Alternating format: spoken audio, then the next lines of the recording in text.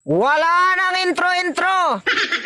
Yung bilyon na budget sa akap na sinasabi ni Aimee, hindi mo pa nasagot.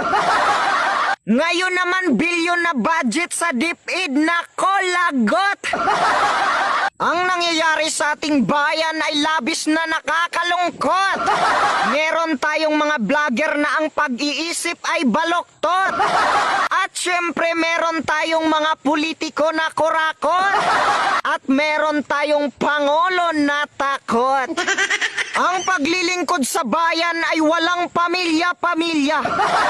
Kaya hindi ka dapat naglalagay ng buwaya. Sila ay nagrereklamo sapagkat ang budget ni Inday Sara ilang araw lang ubos na.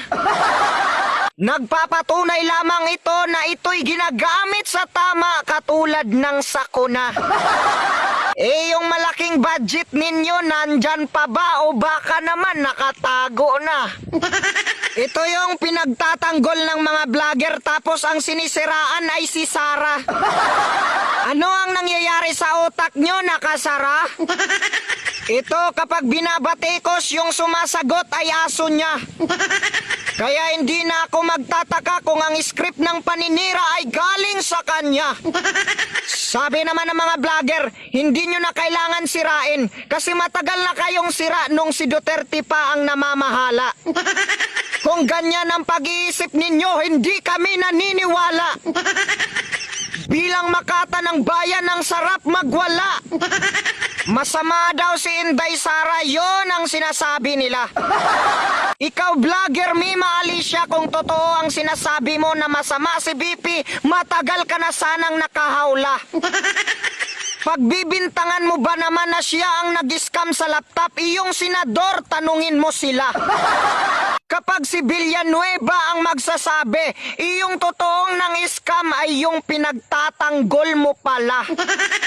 Vlogger Mima Alicia, huwag kang mag-alala dahil ito ay isa lamang paalala. Sayang lamang ang iyong alindog. Kung ang pag-uugali mo ay kalog, anong gusto mo? Papakainin kita ng hilaw na hotdog?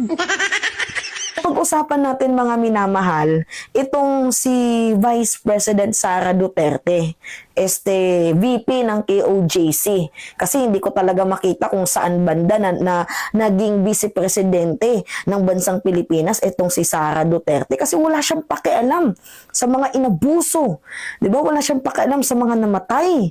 Wala siyang pakialam sa mga taong biktima ng rape ni Apollo Kibuloy. So, hindi ka mararapat na tawagin na vice-presidente ng bansang Pilipinas.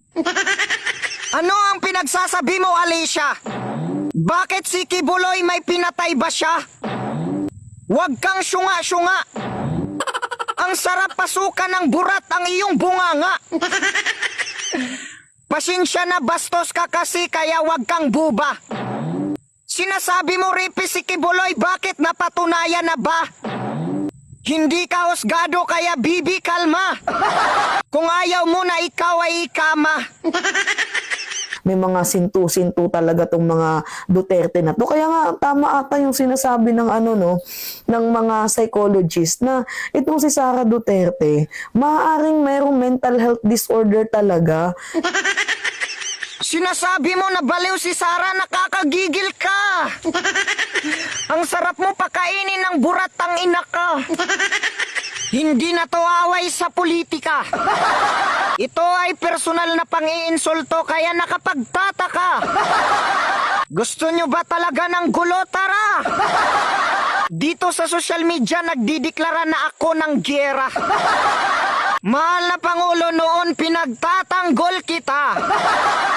Pero ngayon binabawi ko na ang aking suporta.